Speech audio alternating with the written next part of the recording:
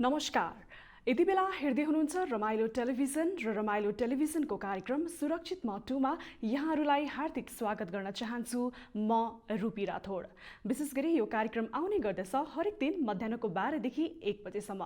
विशेष गरी यस कार्यक्रममा हामी कोभिड रिलेटेड केन्द्रित भएर चाहिँ विभिन्न व्यक्तिहरूसँग चाहिँ कुराकानी गर्दै आइरहेका छौँ र कोभिडकै कुराकानी गर्नुपर्दा अहिले पनि नेपालको कुराकानी गर्ने भने स्टिल पनि कोभिडको संक्रमण दिन प्रतिदिन बढिरहेको छ। अझ बढी काठमाडौँ उपत्यकाको कुराकानी गर्ने भने अलिकति निषेधाज्ञा चाहिँ खुकुलो बनाएसँगै चाहिँ बजारमा निकै चहल पहलको अवस्था देखिएको छ र यति बेला यो अवस्थामा भने अलिकति कोभिड-19 को अपडेटतर्फ जाने हो भने निकै संक्रमणको दर भने बढिरहेको छ। त्यसै कारणले निषेधाज्ञा खुकुलो बनाए भन्दैमा चाहिँ भिडभाड नगरौँ, सम्पूर्ण स्वास्थ्य मापदण्डहरूलाई अपनाऊ र तीनटा बेसिक कुरा जुन मैले कार्यक्रमबाट जहिले पनि भन्ने गर्छु, mask, sanitiser and social distancing, यो तीनटा बेसिक कुरालाई चाहिँ जहिले पनि फलोअप गर्नुहोला र आशा छ यहाँहरूले निषेधाज्ञालाई चाहिँ राम्रोसँग फलोअप गरिरहनु भएको छ होला, स्वास्थ्य मापदण्डहरूलाई चाहिँ अपनाइरहनु भएको छ भने चाहिँ हामीले आशा लिएका छौँ। र कोभिड-19 को अपडेटको कुराकानी गर्ने भने लेट्स सी यति बेला नेपालमा कोभिडको संक्रमण कति पुगेको छ, रिकभर हुनेको संख्या कहाँ पुगेको छ र नेपालमा कोभिडबाट मृत्यु हुनेको संख्या चाहिँ कति पुगेको छ। Let's talk about covid update. हिजो पछिल्लो 24 घण्टाको कुराकानी गर्ने हो भने हिजो पछिल्लो 24 घण्टामा 1857 जना चाहिँ नयाँ कोरोना संक्रमित थपिएका छन्। त्यसै गरी रिकभर्ड केसको कुराकानी गर्ने हो भने 4017 यानि कि 4017 जना चाहिँ रिकभर्ड भएर घर फर्केका छन्। त्यसै गरी डेथको कुराकानी गर्ने हो भने 33 जना चाहिँ न्यू डेथ भएको छ। 33 new death due to covid. हिजो मात्र पछिल्लो 24 घण्टामा डेथको कुराकानी गर्ने भने 33 जनाको चाहिँ कोभिडबाट मृत्यु भइसकेको छ। यो सँगै नेपालमा टोटल कन्फर्म केसेस अहिलेसम्म 6,40,662 जना चाहिँ टोटल कन्फर्म केसेस रहेको छ भने रिकभर्ड केसेसको कुराकानी गर्ने भने अहिलेसम्म नेपालमा कोभिडबाट चाहिँ रिकभर्ड भएको अवस्थामा चाहिँ कतिजना रिकभर्ड भए भन्दा 6,149 जना चाहिँ रिकभर्ड भइसकेका छन्। र त्यसै गरी डेथको कुराकानी गर्ने हो भने अहिलेसम्म नेपालमा कोभिडबाट हुनेको संख्या भने 9,145 जना चाहिँ पुगिसकेको छ। सो कोभिड-19 को यो त थियो अपडेट र यो अपडेटबाट चाहिँ यहाँहरूले अनुमान लगाउन सक्छौँ पक्कै पनि कि कोभिडको संक्रमण कति बढिरहेको छ। र यति बेला अघि पनि मैले भने काठमाडौँ उपत्यकामा अलिकति खुकुलो बनाएसँगै चाहिँ चहल पहल चाहिँ बढी भएको अवस्था रहेको छ। त्यसै कारणले गर्दा चाहिँ स्वास्थ्य मन्त्रालयले चाहिँ सबैलाई अनुरोध गर्नुभएको छ, लापरवाही नगरौँ र स्वास्थ्य मापदण्डहरूलाई चाहिँ अपनाउनुहोला। अब भने कार्यक्रम सुरक्षित मटुमा चाहिँ पालो भइसकेको छ, हाम्रो गेस्टलाई निम्त्याउने बेला भइसकेको छ र आज हामीसँग एकदमै स्पेशल गेस्ट हुनुहुन्छ। उहाँको कुराकानी गर्नुपर्दा विशेष गरी उहाँ एकदमै कुशल व्यक्तित्व हुनुहुन्छ, एक प्रतिभाशाली व्यक्तित्व हुनुहुन्छ। प्रतिभाशाली एक अर्थमा किनभने उहाँका एक मात्र परिचय छैन, उहाँका विभिन्न परिचयहरू छन्। चिकित्सक क्षेत्रमा उहाँले ठुलो योगदान पुर्याउनु भएको छ र त्यति मात्र होइन, साहित्यिक क्षेत्रमा पनि उहाँको ठुलो योगदान रहेको छ। उहाँ गायक, संगीतकार, गीतकार, त्यसै गरी फिल्म निर्माता समेत हुनुहुन्छ। र त्यति मात्र होइन, नेपालमा चाहिँ पहिलो टेस्ट ट्युबबाट चाहिँ बच्चा निकाल्ने प्रविधि पनि उहाँले ल्याउनु भएको छ। योबाट यहाँहरूले पक्कै पनि अनुमान लगाइसक्नु भएको छ होला आजको हाम्रो स्पेशल गेस्ट को हुनुहुन्छ भनेर। हजुर, म कुराकानी गर्दैछु डाक्टर भोला रिजाजीको। आउनुहोस् अब उहाँलाई यस कार्यक्रममा स्वागत गरौँ। नमस्कार डाक्टर साहब, कार्यक्रम सुरक्षित मटुमा यहाँलाई हार्दिक स्वागत छ। नमस्कार। आरामै हुनुहुन्छ डाक्टर साहब? लकडाउनको अवस्था बल्ल बल्ल खुल्नु हुँदैछ। हजुर। अस्पताल कहिलेकाहीँ मात्रै जाने आउने भइरहेको छ। हजुर। र मलाई पहिले नै वर्ष दिन अगाडि नै मलाई मेरो श्रीमती सरलालाई कोभिड भइसकेर हामीहरू 22 दिनसम्म हस्पिटल ह्यान्ड्समा भर्ना भएर निको भएर आएको हुनाले अहिले हामीहरू त्यसैको इन्जेक्सन पनि खोप हामीले 2 मात्रा नेपाल मेडिकल कलेजमा 2 जनालाई लगाइसक्यौँ। यस्तै छ दिनचर्या। एकदमै खुसी लाग्यो है, कोभिडको संक्रमण जुन चपेटमा हुनुहुन्थ्यो यहाँले चाहिँ सजिलै तरिकाले चाहिँ जित्नुभयो। र कसरी सुरुवात गर्न चाहे कार्यक्रम भन्दाखेरि भनौँ न, लास्ट इयरदेखि अहिलेसम्मको अवस्थामा आइपुग्दाखेरि चाहिँ एज अ चिकित्सकको हिसाबले चाहिँ तपाईँले चाहिँ कोरोनालाई चाहिँ कसरी बुझ्नुभयो? कस्तो छ त अनुभव तपाईँको कोरोनाको, होइन खास के रहेछ त यो कोरोना भाइरस, थोरै बताइदिनुहोस् न। धन्यवाद। यो धेरै नै भ्रमहरू फैलाउने कोसिस गरियो। हजुर। र यो कोरोना भन्ने केही पनि होइन, यो कसैले त मोबाइलबाट सर्ने, कसैले चाहिँ यो पानीबाट सर्ने अथवा केही पनि होइन भनेर यो अलिकति नबुझिकनै धेरै कुराहरू यसलाई चाहिँ लापरवाही जस्तो गरियो। र मैले सुरुदेखि नै यो एउटा भाइरसलाई हामीहरूले लडाइँ गरेर होइन, यसलाई कसरी आफू जोगिएर अरूलाई जोगाउने त्यो मात्रै हामीहरूले यसबाट पालना गरेर हामीले राष्ट्रलाई नै जोगाउन सक्छौँ। होइन भनेदेखि हामीहरू कोही पनि अछुतो रहन सक्दैनौँ भनेर मैले सुरुदेखि भन्दै आएको हो। र त्यति हुँदा हुँदै पनि हाम्रो जुन बोर्डर दक्षिणतिरबाट आउने हाम्रा दाजुभाइ दिदीबहिनीहरू उनीहरूलाई हामीहरूले नजानी रोक्ने कोसिस गर्यौँ र उनीहरू चोरबाटो भागेर आफ्नो राष्ट्र देश आए र त्यसपछिको सङ्क्रमण त एकदमै ज्यादा फैलियो। त्यो हामीहरूले पहिले पनि प्रक्षेपण गरेका थियौँ। आउनेलाई राम्रो क्वारेन्टाइन, राम्रो आइसोलेसनमा राखेर जाँच गरेर हामीले ल्यायौँ भनेदेखि यसलाई हामीहरू जित्न सक्छौँ भनेर भनेको।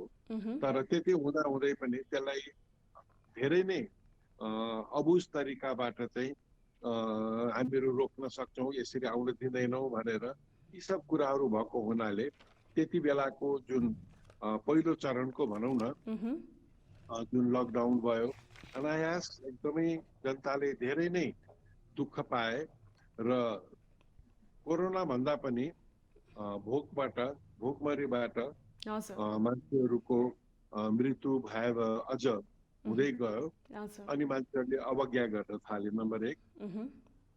नम्बर 2 मा हामीहरू अलिकति जो अग्रपङ्क्तिमा हुन्छौँ, स्वास्थ्य कर्मीहरू भनौँ, सञ्चारकर्मी भनौँ, सुरक्षाकर्मीहरू भनौँ, हामीहरू प्राय जतिसुकै जोगिए पनि जोगिन सक्ने हामीहरू भनरेबल ग्रुपमा पर्छौँ होइन। र त्यही विषयमा मैले सलाम छ स्वास्थ्यकर्मी, तिम्रो त्याग तपस्या ल्याई भन्ने पनि मैले एउटा गीत कम्पोज गरेको थिएँ। र त्यो हुँदा हुँदै पनि हामीहरूले के हेऱ्यौँ भनेदेखि हामीहरू जोगिन सकेनौँ होइन।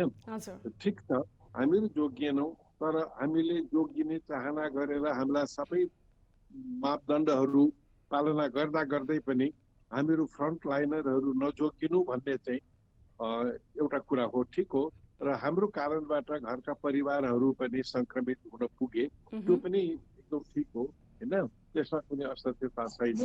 अब हामीहरू जुन अब जोग्यौँ, अब वास्तवमा हामीले यसलाई जितेर हामीहरू निस्क्यौँ भन्ने कुरो पनि अलिकति अप्ठ्यारो जस्तो लाग्छ। कहाँ कसलाई जित्ने, हामीले उसँग लडाइँ गरेको पनि होइन।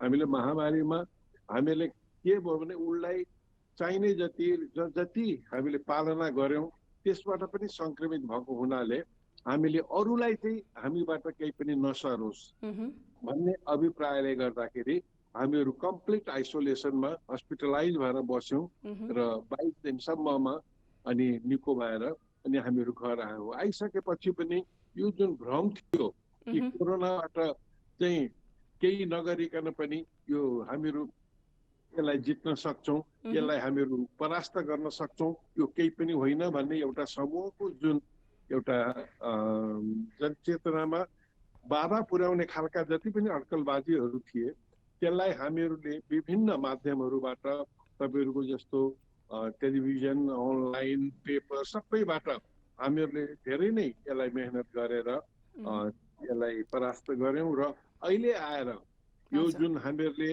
सोशल डिस्टेन्सिङका कुरा गर्छौँ, जुन प्रपरली मास्क लगाउने कुरा गर्छौँ, सेनिटाइज हात धुने कुराहरू जुन गर्छौँ, भिडभाडमा नजाने जुन कुराहरू गर्छौँ, त्यो धेरैले पालन गरेको देखिए तापनि जो सबैभन्दा राष्ट्रको अगुवा व्यक्तिहरू हुनुहुन्छ उहाँहरूले नै यसलाई बिगारेको हुनाले पहिलो लहर पनि त्यसरी नै बिग्रियो।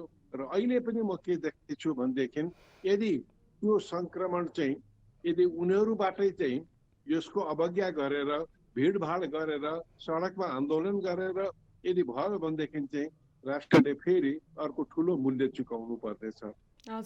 त्यसकारण हामीहरूले यसलाई सहज तरिकाले नलिउँ, तर भयभीत भएर हामीहरू रुँदै कराउँदै यसो भयो उसो भयो अब यस्तो हुन्छ कि भनेर त्यस्तो खालको मनमा दुःख पाल्नु पर्ने, एकदम त्रासको वातावरणमा जिउनु पर्ने, त्यो पनि नगरौँ। तर के हो भने हामीले सक्ने जति उपायहरू चाहिँ अपनाउँ। हजुर, जसरी अघि मैले सुरुवातमै भनेको थिएँ होइन, जसरी भनौँ न यति बेला काठमाडौँ उपत्यकामा चाहिँ अलिकति खुकुलो बनाइसँगै बजारमा चाहिँ निकै चहल पहल भएको चाहिँ अवस्था हामीले देखिरहेका छौँ होइन। जब सुरुवातमा जब यो कोभिड आयो, यो चाहिँ एकदमै धेरै हुन्छ नि हानिकारक छ भनेर भन्यो, दोस्रो लहर आउँदाखेरि चाहिँ यो झन् बढी आक्रामक छ भनेर भन्यो। अब यसरी बजारहरू खुकुलो गर्दैखेरि अब थर्ड भेरिएन्ट आउँदाखेरि भनौँ न, यसले चाहिँ के कस्तो, अब यस्तो अवस्थामा चाहिँ हामीले अब के कस्तो पूर्व तयारीहरू चाहिँ गरिदिनु पर्यो त डाक्टर साहब? थोरै बताइदिनुहोस् न, यसले कतिको जोखिम हुन्छ होला अब नेपालमा? एक्ज्याक्टली के छ भन्दाखेरि हामीले पहिलो लहरमा पनि पहिलो उसमा पनि हामीहरूले भनेका थियौँ कि यो चाहिँ जसरी हामीहरूले लकडाउन गर्यौँ, जति जति पालना गर्यौँ ती एकदमै अधुरा अपुरा होइन। हामीले नजानेको हुनाले पनि धेरै गल्तीहरू हामीले गर्यौँ। किनभने हामीसँग मास्क पनि प्रपर थिएन, हामीसँग आइसियु बेड थिएन, हामीसँग आइसोलेसन थिएन, हामीसँग क्वारेन्टाइन थिएन। हेर्नुहोस् है, एउटा जाँच गर्नको लागि, पिसिआर टेस्ट गर्नको लागि हामीसँग यहाँ टेस्ट किट थिएन, अनि हङकङ पठाएर गरियो भने त्यो स्थितिबाट आज हामीहरू आएर के देख्यौँ भनेदेखि जब यो सेकेन्ड भेरिएन्टको उच्च बिन्दुमा पुग्यो त्यतिखेर हामीहरूलाई थाहा भयो कि हामीसँग त अझै पनि हस्पिटल बेड कम रहेछ, आइसोलेसन भन्दा पनि यो आइसियुहरू त भेन्टिलेटरहरू कम रहेछ। अब त्यसमाथि पनि अरू बेला 1 लिटर अक्सिजनले पुग्ने बिरामीलाई यति बेला 15 लिटर चाहिने भएको हुनाले हामीले त्यो अन्दाज पनि नगरेर हामीहरूले अक्सिजनको सर्टेज होला भन्ने पनि धेरैले हामीले विचार गरेका थिएनौँ।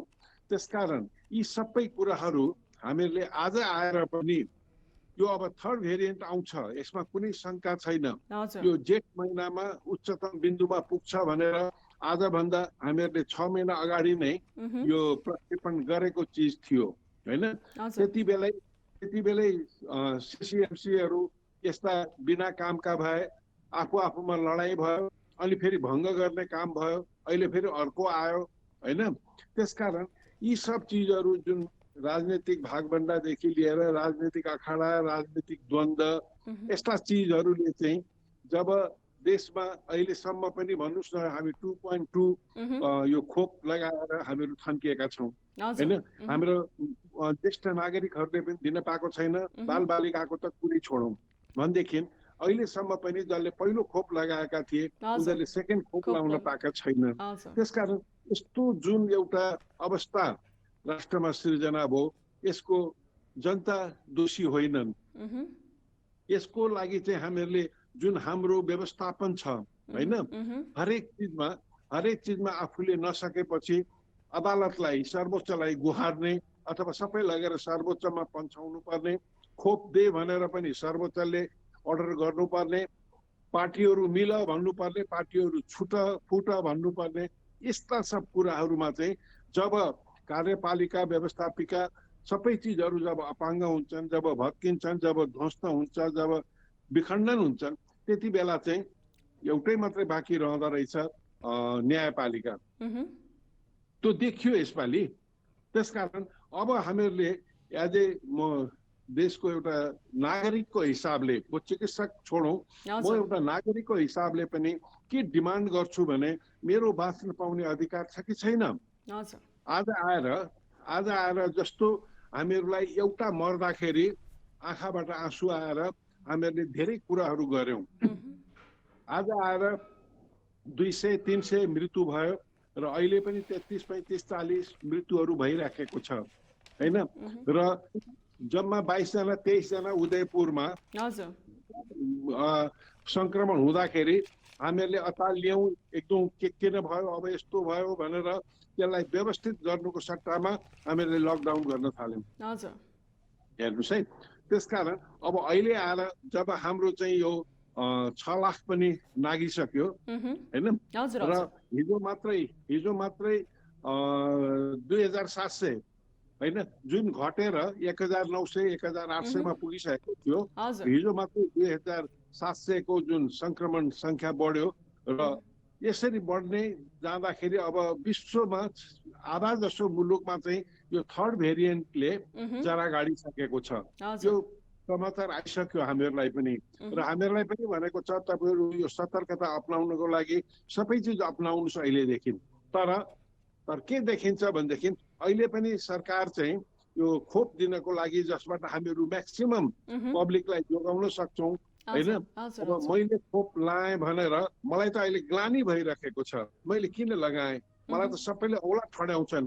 म एउटा डक्टर भएर मैले चाहिँ लगाउने, अरू मेरा दाजुभाइ दिदीबहिनीहरू जो निमुखाहरू छन् उनीहरूले चाहिँ खोप नपाउने, एकजना लगाइसकेको सेकेन्ड नपाउने, त्यस्तो पनि हुन्छ। यो त व्यवस्थापनको चरम लापरवाही जस्तो देखियो। त्यसकारण अब खालि सरकारलाई दोष दिएर मात्रै पनि हुँदैन। हामीहरूले त के गर्नु पर्यो भनेदेखि आफू पनि त्यति नै संलग्न हुनु पर्यो, आफू पनि त्यति नै सचेत हुनु पर्यो, र सरकारलाई पनि हामीले औँला ठड्याएर जोरदार आवाजमा फेलियर सरकार हो भनेदेखि वैकल्पिक आउनु पर्यो। कसले गर्न सक्छ, कसले म्यानेज गर्न सक्छ, यहाँनिर एउटालाई ढाल्न अर्को, अर्कोलाई ढाल्न अर्को, जुन किसिमको लुछाचाडी भइरहेको छ, यस्तो बेलामा पनि यो किसिमको भ्रष्टाचार, यो किसिमको राजनीतिक अस्थिरता जे आइरहेको छ, त्यसलाई चाहिँ यदि हामीहरू चुप्पै लागेर बस्ने हो भनेदेखि त केही हुनेवाला पनि छैन। केही, किनभने यो कसैको पनि टाउकोमा जाँदैन। यस्तो भएछ यो हामीले निम्त्याएको हो र कोरोना थर्ड जुन भेरिएन्ट आउँदैछ त्यो चाहिँ हामीले आइज भनेर बोलाएको हो र भन्ने अभिव्यक्तिहरू रेस्पोन्सिबल मान्छेहरूबाट सुन्नु पर्दा चाहिँ साह्रै नै दुःख लागेर आउँछ होइन। अनि कति बोल्नु, हामीले बोलेको सुन्ने कसले, के कुरामा बोल्नु होइन, राजनीतिमा बोल्नु कि कोरोनामा बोल्नु कि देशको परिस्थितिमा बोल्नु कि खान नपाएर मरेका मान्छेहरूको बोल्नु कि टुडी खेलमा लगेर खुवाउँछु भन्दाखेरि तिनीहरूलाई लगेर सबै फ्याँकिदिएर भाँडासाँडा भत्काइदिएर अहिले पनि 25 लाखको सामानहरू उनीहरूको कता कसले लगेको छ, कहाँ गएको छ थाहा छैन भन्दैछन्। त्यसकारण गर्ने मान्छेलाई पनि गर्न नदिने, अनि आफू पनि नगर्ने गर्दाखेरि चाहिँ यो जनता भनेको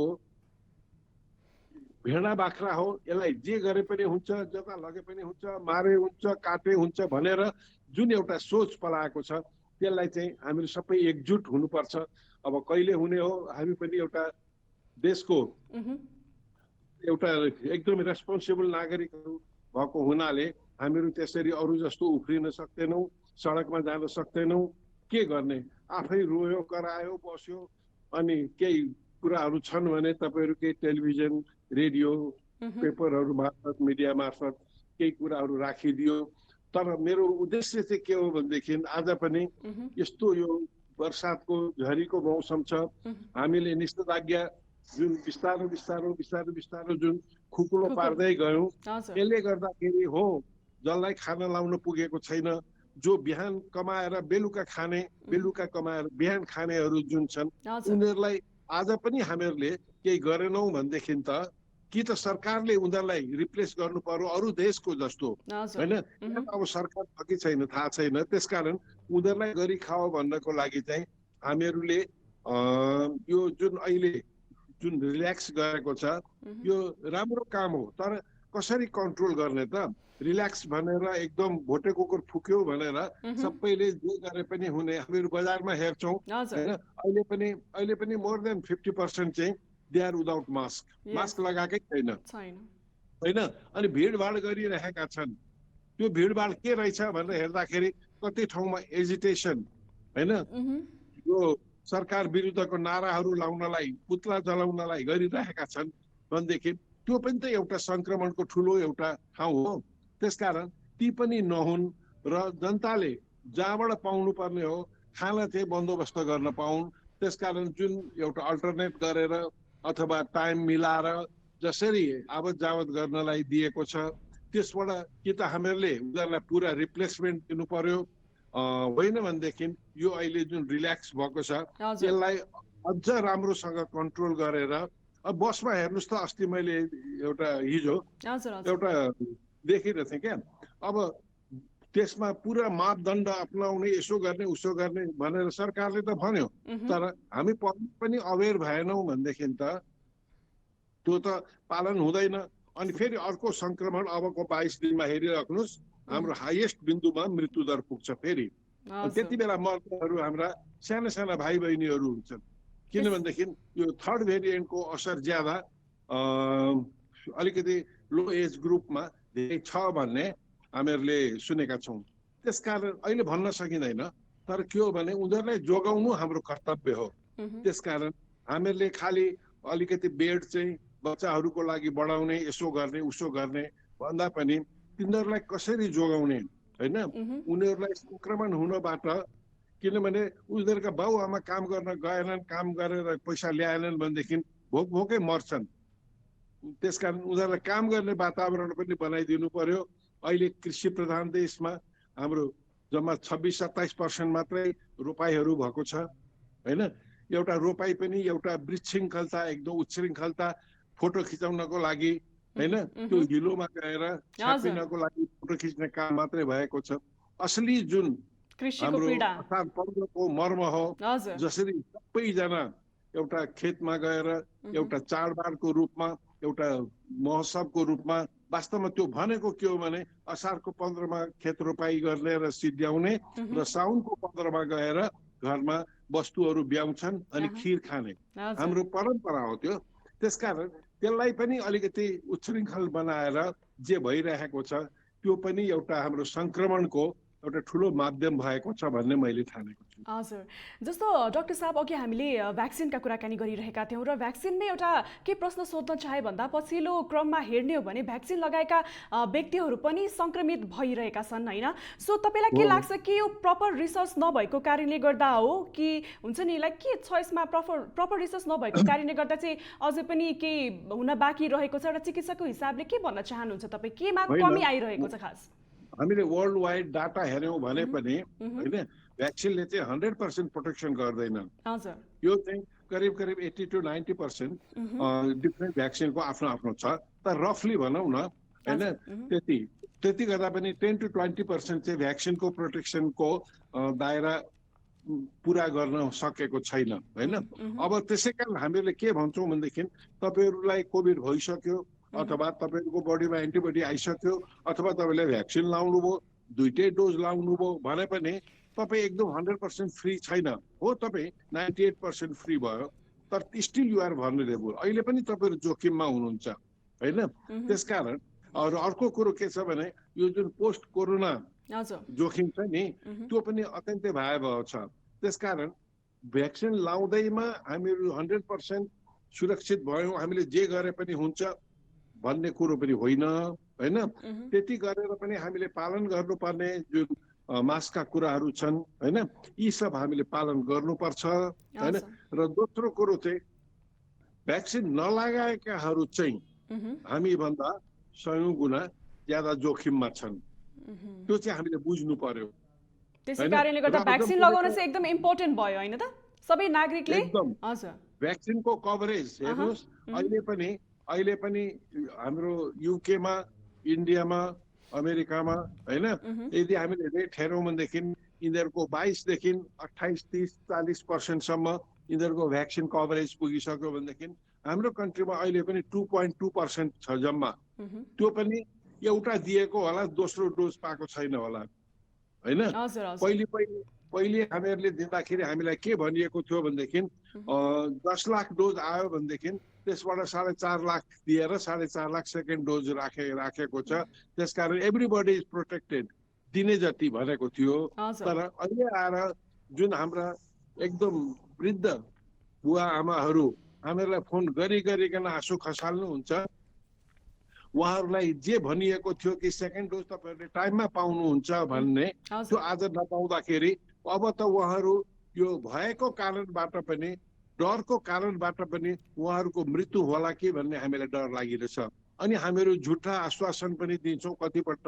हेर्नुहोस्, एउटाले कसैले त एउटै पनि पाएको छैन, कमसेकम तपाईँले एउटा पाउनुभयो रहेछ, तपाईँहरू एकदम निश्चिन्त भएर बस्नुहोस्, पायो त्यतिखेर आउँछ, सरकारले कोसिस गर्दैछ, अनि त्यसपछि पाउनुहुन्छ भनेर हामीहरू उहाँहरू डरले नमर्नुहोस् भनेर हामीहरू यो खालको कुरा पनि उहाँहरूसँग गर्दैछौँ भनेदेखि सरकारको दायित्वबाट पन्छिएको अथवा दायित्व पुरा गर्न नसकेको अथवा कुनै पनि कारण होस् हाम्रा छिमेकी मुलुक राष्ट्रहरूले पनि हामीलाई नपत्याएको अथवा हाम्रै राजनीतिले गर्दा हामीलाई विचलित गरेको के कारण हो त्यो चाहिँ अब सर्वसाधारण जनताको नागरिकको हिसाबले हामीले बुझ्न गाह्रो छ।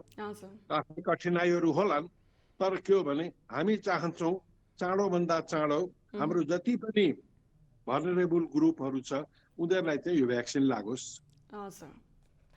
डाक्टर साहब यति बेला भनौँ न हामी सम्पूर्ण व्यक्तिहरू फिजिकली मेन्टली साइकोलोजिकली सोसियल्ली नै एफेक्ट परेका छौँ तर विशेष गरी मेन्टालिटीको कुराकानी गर्ने भने अहिले कोभिडका कारणले गर्दा चाहिँ धेरै मेन्टल टर्चरहरू भइरहेको छ मेन्टली व्यक्तिहरू चाहिँ डिप्रेसनमा गइरहेका छन् सो यस्तो कोभिड-19 को महामारीको बीचमा चाहिँ मानसिक स्वास्थ्यको चाहिँ व्यवस्थापन चाहिँ कसरी गर्न सकिन्छ त डाक्टर साहब?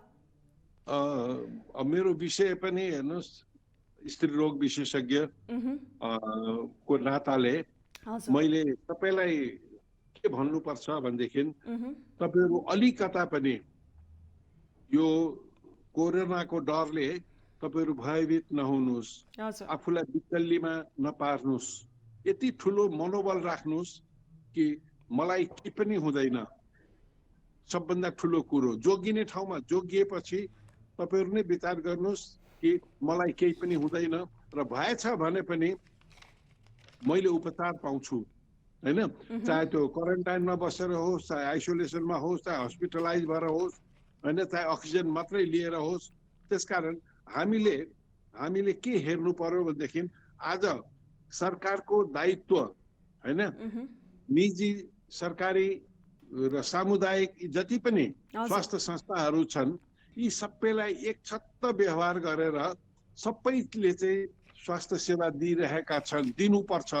यो पब्लिकको डिमान्ड पनि हो र सबैको दायित्व पनि हो भनेर गर्नुपर्ने ठाउँमा अझै पनि हामीहरू के देख्छौँ भनेदेखि सौताका छोराहरू जस्ता कुनै निजीलाई पन्छाउने, कुनैमा कसैलाई ल्याउने, यसले गर्ने यसले नगर्ने हैन। यहाँसम्म कि एउटा पुरस्कार राशिहरूमा पनि यो चाहिँ सरकारी उसलाई चाहिँ हामीले यसो गर्छौँ भनेर भन्ने हैन।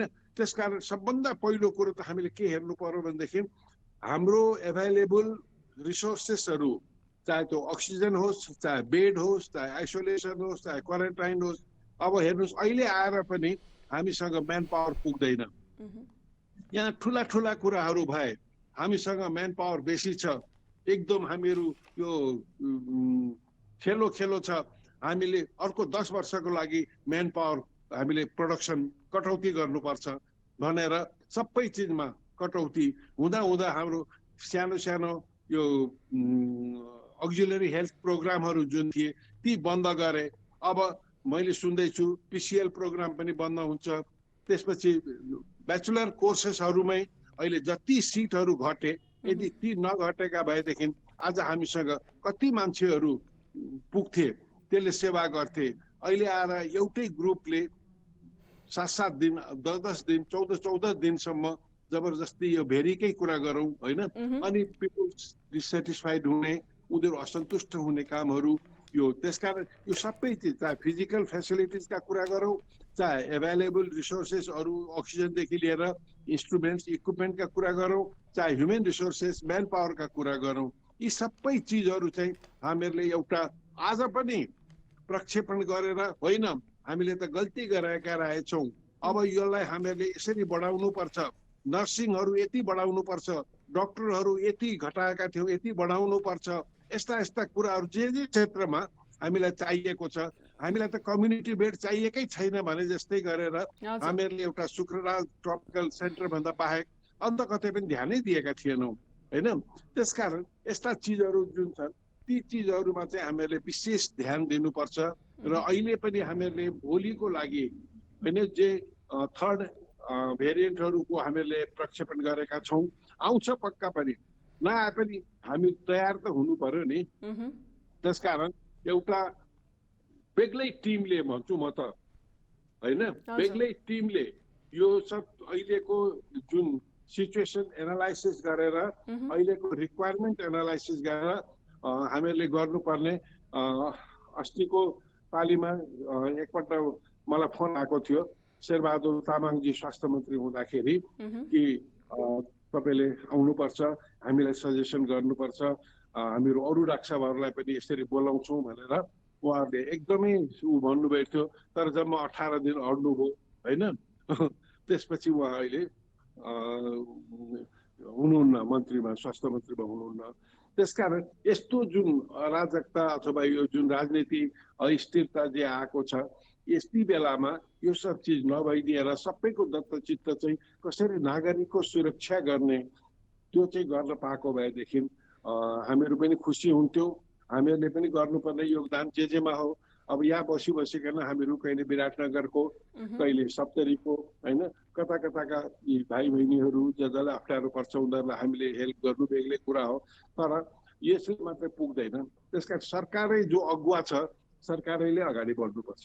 हजुर डाक्टर साहब, थोरै अब कोभिडलाई अलिकति हटाएर चाहिँ अब विशेष गरी यहाँ त स्त्री तथा प्रस्तुति रोग विशेषज्ञ हुनुहुन्छ है, सो यसै विषयमा अलिकति के सोध्न चाहे भन्दा अहिले निसन्तान भएका दम्पतिहरूको अहिले के छ, उहाँहरू कतिको आइरहनु भएको छ, के छ अहिले हुन्छ नि यस्ता व्यक्तिहरू कतिको आइरहनु भएको छ यहाँ, र के कस्ता समस्याहरू लिएर आउँदै हुनुहुन्छ, थोरै बताइदिनुहोस् न। दिनमा अहिले पनि 8-10 वटा फोनहरू हजुर आइरहेको छ टाढा टाढाबाट। हामी नै उहाँलाई अनुरोध गर्दैछौँ होइन, पुरा देशै अस्थिरतातिर छ होइन, तपाईँ यहाँ आएर फेरि फर्किनु पाउनुहुन्छ कि पाउनुहुन्न तपाईँलाई पनि थाहा छैन। त्यसकारण जब यति दिन पर्खिनुभयो भने अलिक दिन तपाईँहरू पर्खिदिनुहोस्। म सबै राम्रोसँग उहाँहरूलाई मैले एक्सप्लेन गर्ने गरेको छु। त्यसले गर्दाखेरि अहिले निसन्तान दम्पतिहरूको लागि चाहिँ यो समय त्यति, म ज्योतिषी होइन तर ज्योतिषी हाम्रा गुरुहरूले यसरी नै बताउनुहुन्छ यो समय तपाईँको प्रतिकूल छ अहिले। त्यसकारण तपाईँलाई जाँचहरू गर्नको लागि पनि अब यता जाँच गर्नुभयो, यता कोरोना भइदियो भने फेरि अर्को बिग्रियो। त्यसकारण अहिले जहाँ जसरी हुनुहुन्छ तपाईँहरू सेफ भएर सुरक्षित भएर बस्नुहोस्।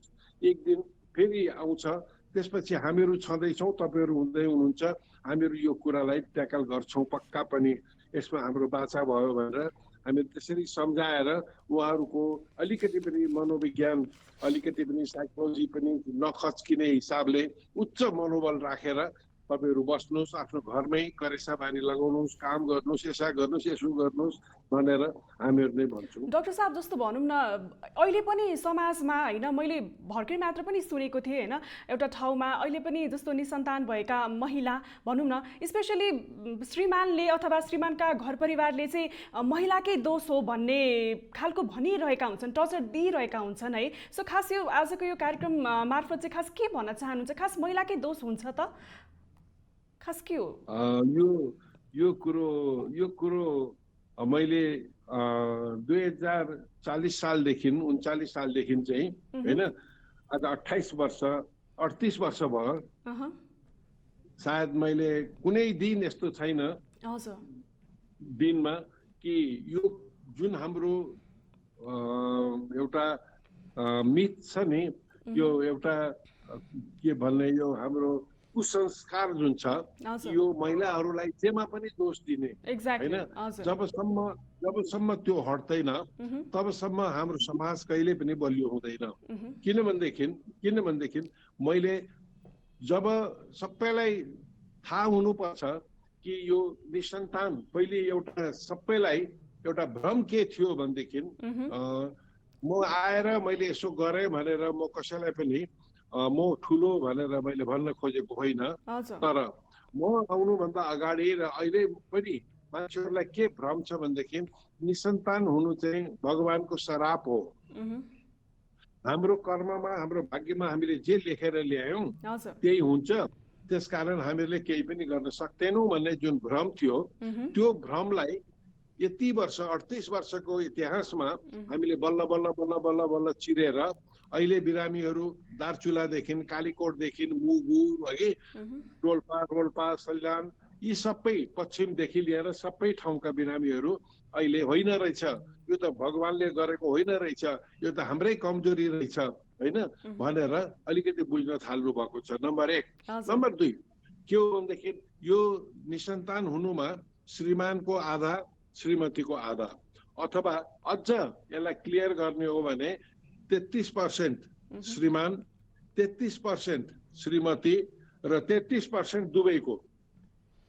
हेर्नुहोस् है, त्यसकारण 1 इन्ची पनि 1 थोपा पनि यसमा श्रीमानको थोरै र श्रीमतीको धेरै भन्ने कुरो छैन होइन। त्यसकारण दुवैजना जब इक्वल सहभागी छन् भने जाँच पडतालदेखि लिएर उपचार पनि त्यसरी नै हामीले गर्छौँ। सायद त्यही गरेकै हुनाले होला आज अधिराज्यभरिका हाम्रा निसन्तान दम्पतिहरू धेरै नै उत्साहित भएका छन्। उनीहरूलाई लाग्छ अब निसन्तान भएर हामीले मर्नु पर्दैन र त्यही सिलसिलामा सबै उपचार गरेर पनि नहुनेहरूको लागि हामीहरूले नेपालमा टेस्ट ट्युब भित्र्यायौँ र आज आएर ओम अस्पतालमा मात्रै मलाई लाग्छ 2500-3000 बच्चाहरू त्यहाँ जन्मिए भनेदेखि सबैतिर गर्दाखेरि फेरि अर्को 2000-3000 जन्मिए होलान् भन्छु। भनौँ न झन्डै 5000 निसन्तान दम्पतिहरू अरू कुनै उपाय नलाग्ने थिए, ती बच्चाहरू आज भइसके र अस्ति भर्खर हाम्रो पहिलो ओममणि तामाङ होइन नेपालको फर्स्ट टेस्टी बेबी, उसको छेवर रहेछ। अनि म लट्ठी अहिले स्पाइन सर्जरी पछि लट्ठी टेकेर भए पनि उसको छेवरमा गए म। ऊ सबैतिरबाट एकदम उत्कृष्ट छ, पढ्नमा पनि तेज छन् होइन।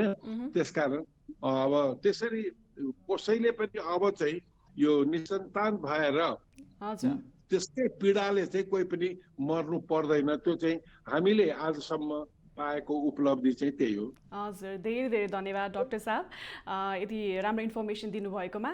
र अब हामी कार्यक्रमको अन्तिमतर्फ पनि छौँ है, तर अन्तिममा बिदा लिनुभन्दा अगाडि भनौँ न, अघि पनि मैले सुरुवातमा भनेको थिएँ यहाँको परिचय एकमा मात्र सीमित रहँदैन, धेरै परिचयहरू छन् है।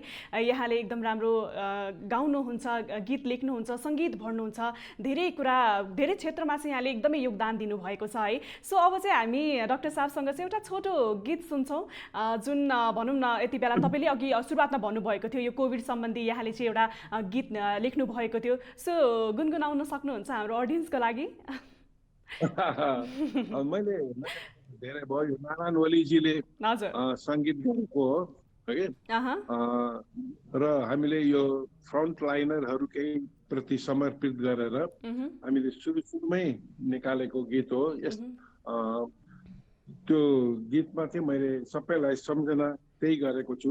सलाम छ स्वास्थ्य कर्मी तिम्रो त्याग तपस्यालाई, सबै सुख त्यागी लाग्यो यो देश जोगाउनलाई। सलाम छ स्वास्थ्य कर्मी।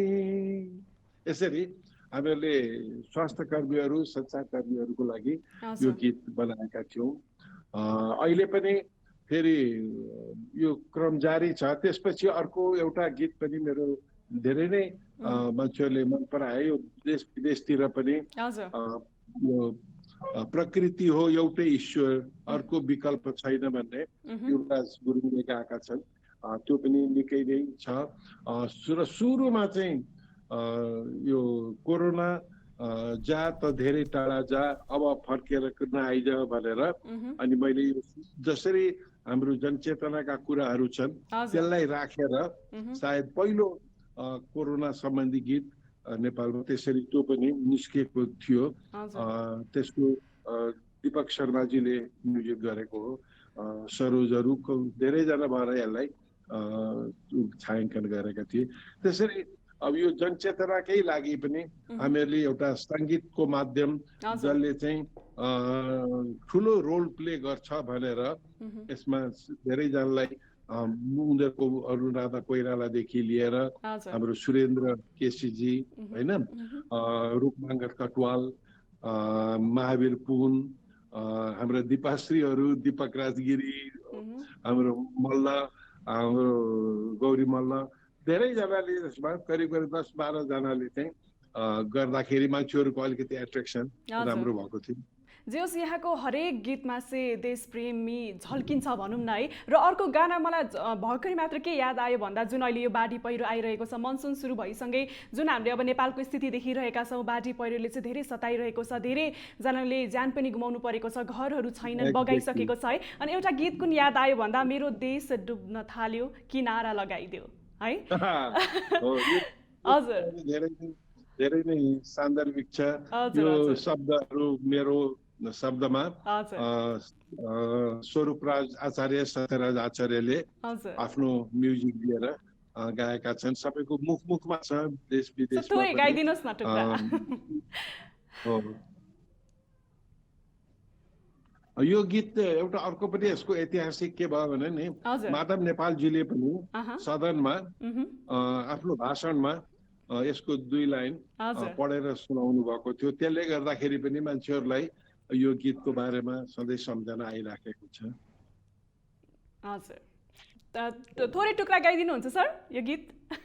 मेरो देश डुब्ने लाग्यो किनारे लगाइदेऊ, मेरो देश डुब्ने लाग्यो किनारे लगाइदेऊ, सपुत छौ कि कोही माझी बचाइदेऊ, अझै ढुकढुकी छ बाँकी मर्न त्यसै नदेऊ, मर्न त्यसै नदेऊ, मेरो देश डुब्ने लाग्यो किनारे लगाइदेऊ।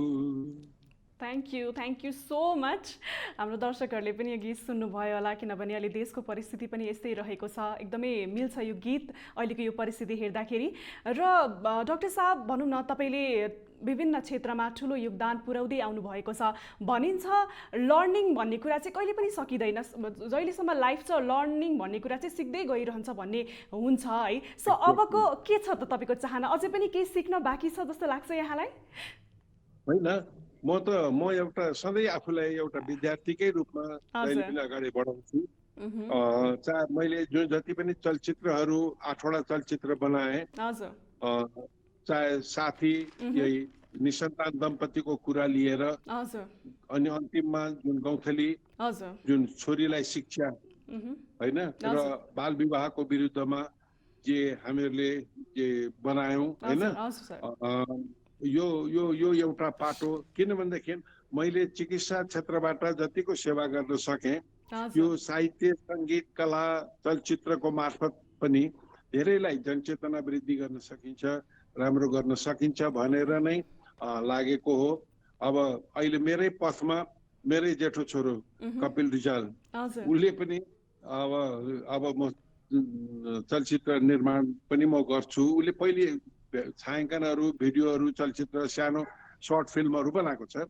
त्योभन्दा बाहेक अब एउटा फिचर फिल्मै गर्ने भनेर नेपालमा आएको छ, ऊ लन्डनबाट। ऊ पनि लागेको छ। कान्छो छोरो पनि is a very good singer, प्रलय रिजाल। अनि माइलो छोरो मनिष, ऊ पनि गाउँछ।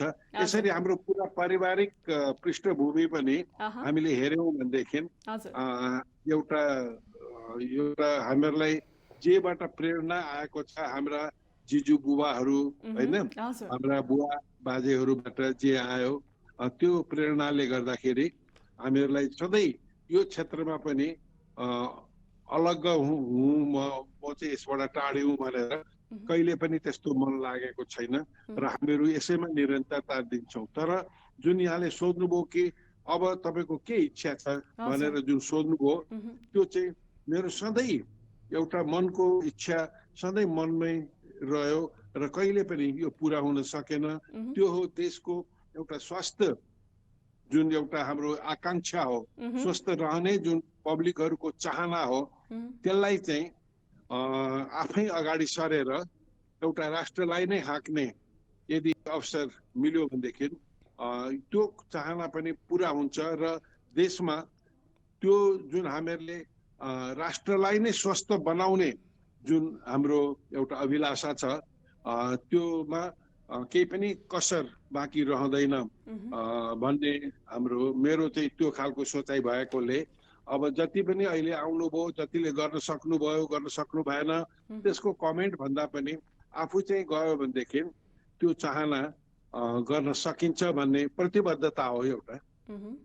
हजुर, thank you so much doctor साहब। आजको यो 1 घन्टाको अवधिको समयमा कार्यक्रम सुरक्षित मटुमा चाहिँ यहाँले चाहिँ यति धेरै इन्फर्मेसन दिनुभयो। कोभिडबाट कसरी सजिलै तरिकाले चाहिँ हामी बाँच्न सक्छौँ, के कस्तो उपायहरू हामीले गर्नुपर्छ, के कस्तो सावधानीहरू अपनाउनुपर्छ भन्ने कुराहरू यहाँले जोडिदिनु भयो र उच्च मनोबल राख्न चाहिँ निकै जरुरी छ भन्ने कुरा पनि समेट्नु भयो। त्यसको लागि यहाँलाई धेरै धेरै धन्यवाद। अन्तिममा सुरक्षित मटु हेर्ने दर्शकलाई के भन्न चाहनुहुन्छ तपाईँ? नमस्ते। अन्त्यमा के हो भनेदेखि हामीहरू अलिकति पनि अत्तालिनु हुँदैन।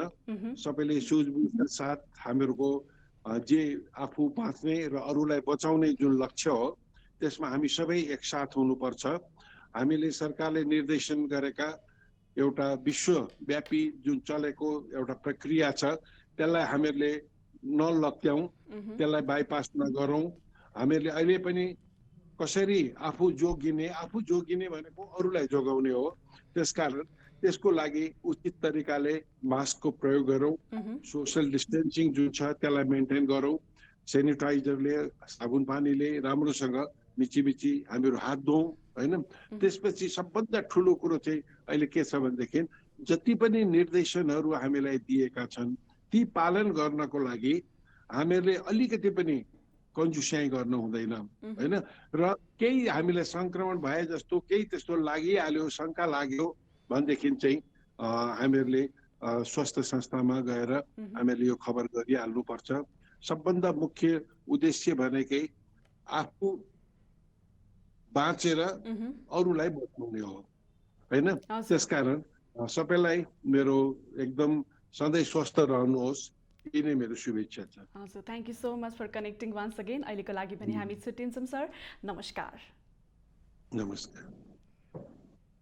हजुर, कार्यक्रम सुरक्षित मटु यति बेला हेर्दै हुनुहुन्छ रमाइलो टिभीमा र आजको यो 1 घन्टाको अवधिमा चाहिँ आज हामीसँग हुनुहुन्थ्यो स्त्री तथा प्रस्तुति रोग विशेषज्ञ वरिष्ठ चिकित्सक डाक्टर भोला रिजालजी हुनुहुन्थ्यो। पक्कै पनि आजको यो 1 घन्टाको अवधिमा उहाँले तपाईँलाई चाहिँ विभिन्न जानकारी दिनुभयो र विशेष गरी हामी कोभिडकै कुराकानी गरिरहेका थियौँ। अझ बढी यो 3rd भेरिएन्टको कुराकानी गर्ने भने यो अझ बढी आक्रामक हुन सक्छ। त्यसै कारणले गर्दा हाम्रो डाक्टर साहबले पनि तपाईँहरूलाई चाहिँ एकदम धेरै सचेत रहन चाहिँ आग्रह गर्नुभएको छ र मास्क, सेनिटाइजर, सोशल डिस्टेन्सिङ कायम राख्नु भन्नुभएको छ। आशा छ यहाँहरूले सम्पूर्ण स्वास्थ्य मापदण्डहरूलाई अपनाउनुहुन्छ होला र निषेधाज्ञाको पनि पूर्ण रूपमा पालना गर्नुहुन्छ भन्ने चाहिँ हामीले आशा लिएका छौँ। यतिन्जेलसम्म कार्यक्रम हेरिदिनु भएकोमा यहाँहरूलाई पनि धेरै धेरै धन्यवाद। भोलि ठिक मध्याहको 12 बजेको समयमा म तपाईँको कार्यक्रम प्रस्तुता रूपी फेरि पनि उपस्थित हुनेछु। तर कार्यक्रमबाट बिदा लिनुभन्दा अगाडि आज मलाई एमसीआरबाट हेल्प गरिदिनुहुने हाम्रो सफलजी, त्यसै गरी क्यामेरामा साथ दिनुहुने हाम्रो विजयजीलाई पनि धेरै धन्यवाद भन्दै कार्यक्रम सुरक्षित मटुबाट म रूपी बिदा लिन चाहन्छु। तर कति नजानुहोला, हेर्दै रहनुहोला रमाइलो टेलिभिजन। नमस्कार।